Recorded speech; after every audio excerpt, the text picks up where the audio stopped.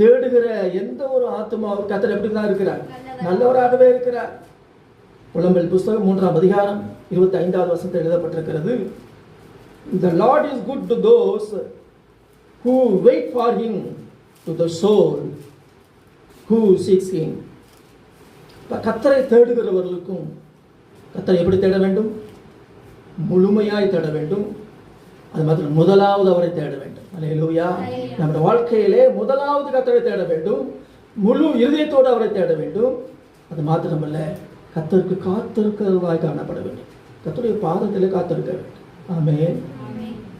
எதற்கு காத்திருக்க வேண்டும்? அவருடைய ஆலோசனைக்கு, அவருடைய வழி நடத்துதலுக்கு, அவருடைய சித்தத்திற்கு கர்த்தருடைய பாதத்திலே நாம் காத்திருக்க வேண்டும். கர்த்தருடைய பாதத்திலே நாம காத்திருக்க வேண்டிய நேரம் காத்திருந்துட்டா வேற எங்கேயும் வீணாக எங்கேயும் ஆண்டவர் காத்திருக்க வைக்க மாட்டார். சுவாசிக்கிறீங்களா? சுவாசிக்கிறீங்களா? ஆமென். அல்லேலூயா. தேவையில்லாத இடத்துல காத்திருக்க வைக்க மாட்டார். அவருடைய சமூகத்தில் அவருடைய சித்தத்துக்கு காத்திருங்க. அவருடைய வழி நடத்துவதற்கு காத்திருங்கள். அவருடைய ஆலோசனைக்கு காத்திருங்கள். ஆமென். சோத்திரம். எனக்கு அன்பானவர்களே, கர்த்தர் நல்லவராக இருக்கிறார், நல்லவராகவே இருக்கிறார். அவர் மாறுபடுகிறவர் அல்ல. மனுஷனை போல அவர் மாறுபாட்டு உடையவர் அல்ல. சோத்திரம். எனக்கு அன்பானவர்களே, இயேசு கிறிஸ்து நேற்றும் இன்றும் என்றும் மாறாதவர். எவரையர் 13:8 வாசிக்கிறேன். எனக்கு அன்பானவர்களே, Jesus Christ is the same yesterday, today and forever என்று எழுதப்பட்டிருக்கிறது. அப்ப தேவன் அவர் மாறுபடுகிறவர் அல்ல. ஆனால் ஒரு சிலருக்கு பாருங்கள், மாறுபாடு உள்ளவராக தோன்றுகிறார். நல்லா கவனித்து பாருங்கள். மாறுபாடு உள்ளவனுக்கு தேவன் எப்படி தோன்றுகிறாரா? மாறுபடுகிறவராக தோன்றுகிறார். அவர் மாறுபாடு உள்ளவர் அல்ல. சோத்திரம். எடுத்து நீங்கள் வாசித்து பாருங்கள். சங்கீதம் 18 25 26 வாசிக்கிற வாசிங்க.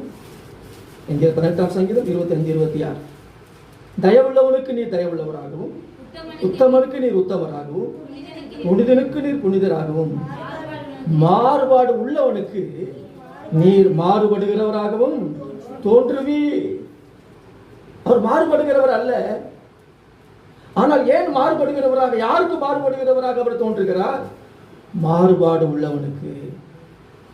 மாறுபாடு உள்ளவனுக்கு.